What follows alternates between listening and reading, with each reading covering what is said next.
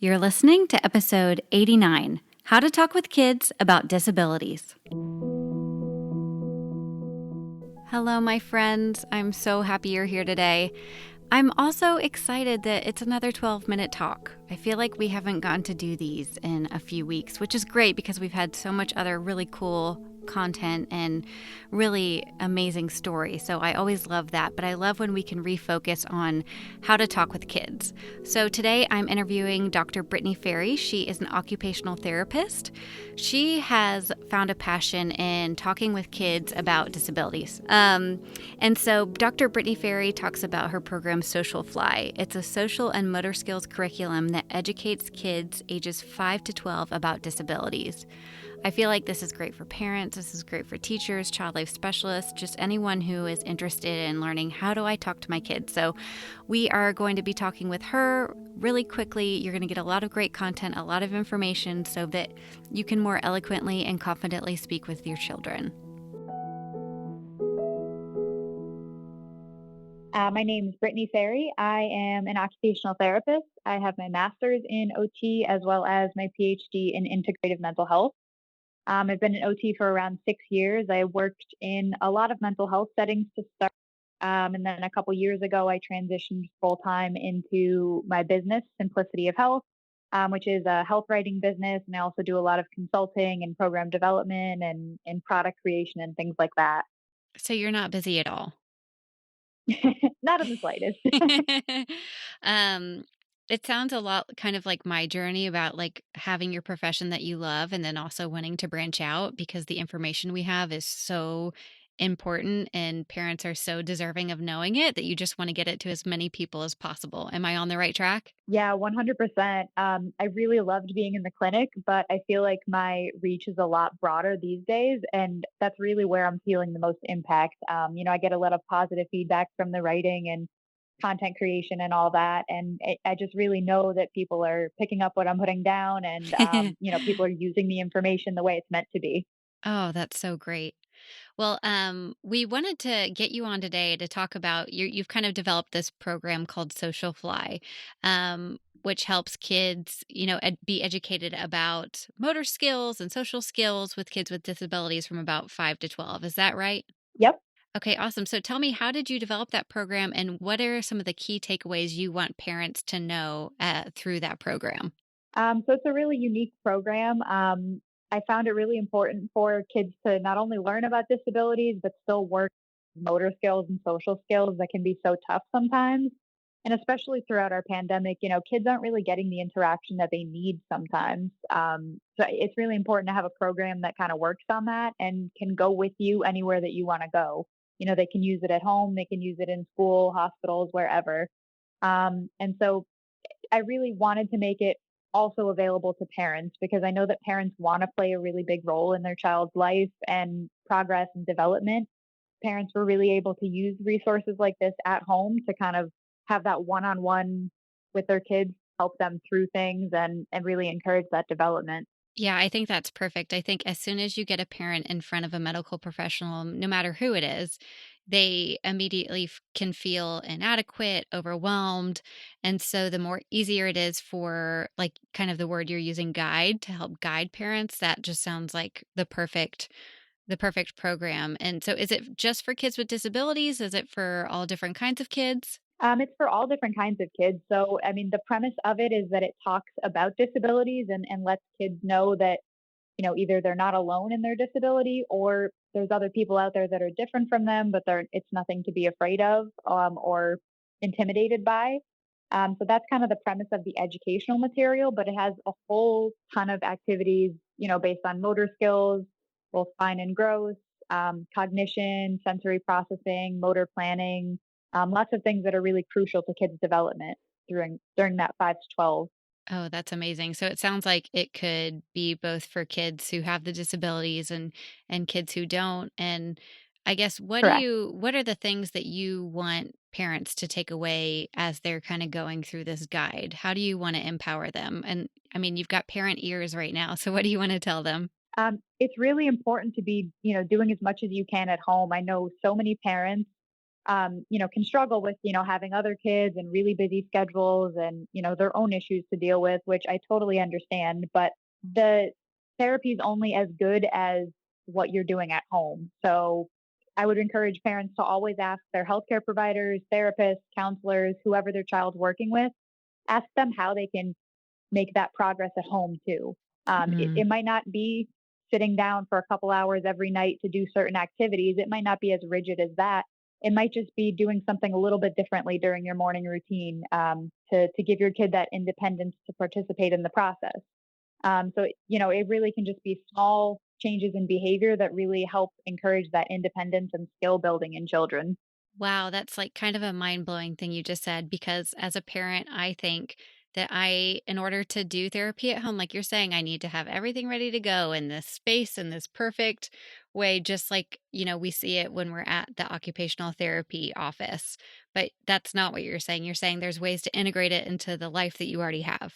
Yeah, absolutely. I mean, that's what I love about OT so much is that it's very functional in nature. So if you're having to sit down and do worksheets every night and really not working on those hard skills, like dressing, brushing teeth, things like that, then really, what's it all for? That's what we want in the end is those functional outcomes, so that child can progress and become more independent.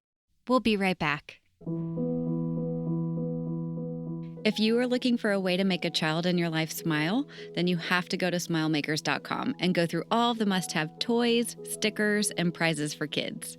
You'll find everything you need to make the hospital, waiting room, or even your own living room more fun with games, crafts, and prizes for every occasion. I'm personally so excited for the winter holiday decor and fun prizes. I love a good sensory toy or a squeezy ball that's got a good theme to it. I also have very good news for you because when you go to smilemakers.com and type in on call 20, you will get 20% off with no minimum order required. So stock up on bundles made specifically for hospital procedures and therapeutic play and make these already very affordable items more affordable with On Call 20. That's smilemakers.com and On Call 20 for 20% off your entire order.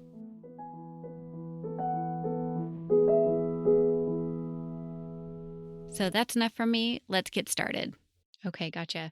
That kind of helps take some of the pressure off parents too, is like, because you're right, like there's just no time and really not a Right. lot of energy. um, so, as you talk about teaching kids about disabilities, what are some of the key phrases that you use to get that point across to kids who are typical?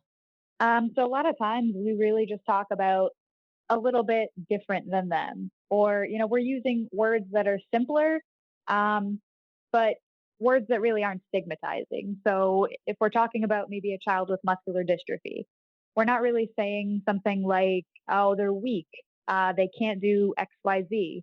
Um, we might phrase it in the way of, okay, they can't build muscle in the same way that you do. That doesn't mean that they're not strong. That just means they have to do things a little bit differently. They need a little bit more help with, maybe getting it started, getting the materials set up for getting dressed in the morning or something like that.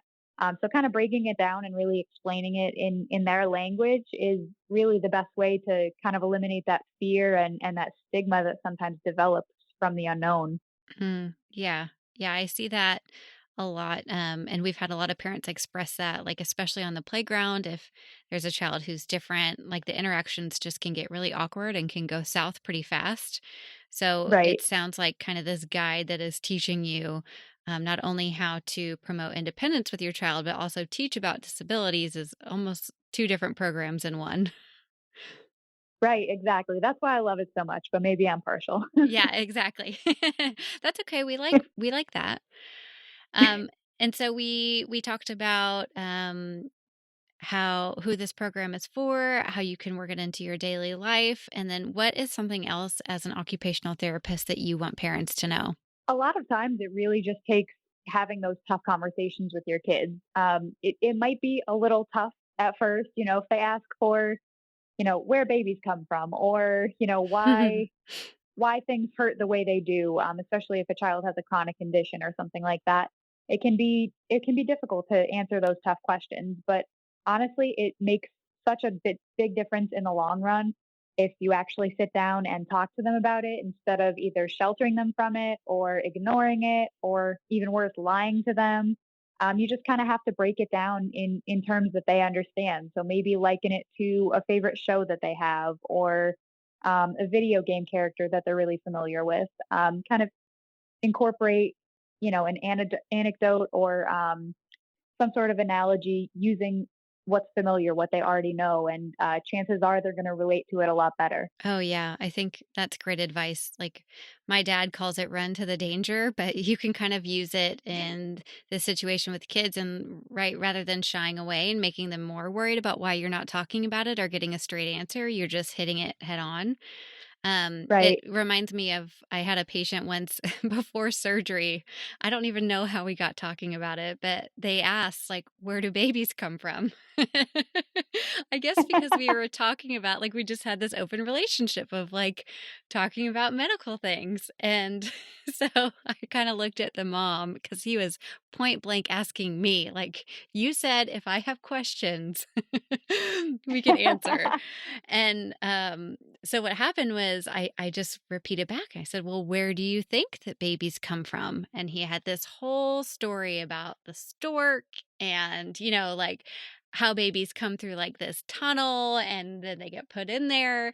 And so we kind of got to like sideways the conversation. And then it turned into something totally different. But it was really interesting to kind of watch the mom's reaction. And, at that point, we were like about to go back to surgery. So it wasn't exactly the time to be like, no, that's incorrect. It's also like taking lead from the child. But I was able to talk with the mom afterward and be like, see some of the misconceptions that he's created in his head. And, maybe having that open conversation, he clearly wants to know because he's asking. It was just like a great example of kids creating something in their own head that may be true. And in this case, it was pretty harmless, but sometimes it can be pretty Right. harmful. Yeah, I agree. And I mean, it's always a good sign when they're asking in the first place, because that means they're curious. And, you never really want to dim that light of curiosity. You always want to use it as a teachable moment. Oh, yeah, for sure. For sure. If they're asking the question, they usually want to know the answer. So just find an honest, age appropriate way to relate to them. Right. Definitely. And that's why people like you and occupational therapists and child life specialists exist to kind of help families get through this tough stuff. So, if families want to get access to your guide or your program or just follow along with you, where is the best place they can do that? www.simplicityofhealth.com. So that has information on all the books I've written, products I've created, as well as a special page dedicated to Social Fly. Awesome. Well, thank you so much, Brittany. I really appreciate you being here today. Yeah, thank you so much for having me. Thank you so much, Dr. Brittany Ferri. I'm so glad that you were here today. Guys, go check out her program, Social Fly, and I will see you back next week for another story. Thank you for listening to the Child Life on Call podcast. I'm your host, Katie Taylor, and you can follow us at Child Life on Call on Facebook, Twitter, and Instagram. Please rate and review to make it easier for other families to find us. We have cute merch available at www.bonfire.com/store/childlifeoncall, and you can listen to more episodes and find resources at childlifepodcast.com.